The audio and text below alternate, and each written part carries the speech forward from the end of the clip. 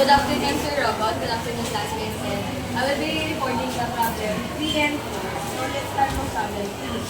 So, a Filipino pastry chef is creating a giant cone-shaped chocolate decoration for a cake shop in Manila. The chocolate cone has a radius of 10 cm and a height of 75 cm. What is the volume of this cone? So, ang gagamitin po natin solution ay formula is volume is equal to 1.5 times r squared times height. So, the given natin is, ang radius natin will be 10 centimeters square. And the height will be 25 centimeters. So, E is equal to 1.5 times 10 centimeters squared times 25 centimeters. So, that will be 2,500 cubic meters. So, now, E is equal to 1.5 times 2,500 cubic meter. So that will be 2,500 over 5 cubic meter. So i-round off ko po ito. So ang final answer po natin is volume is equal to 833.3 by cubic meter. So then move on to problem 4.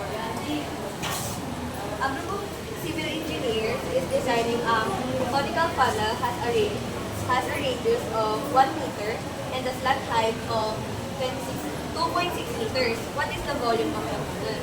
So,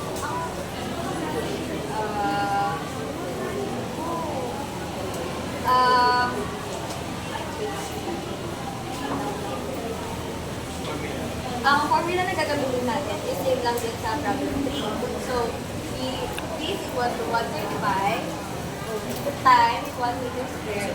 1 meter squared times 2.6 meters. 2.6 meters. So, V is equal to 1.5 times 1 meter squared times 2.6 meters. Now, ang pinagalitan natin is 2.6 cubic meters.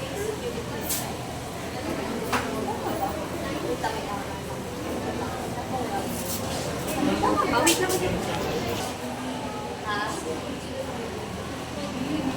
So, nagkamali ko na. So, E is equal to 1.5 times 2.6 meters.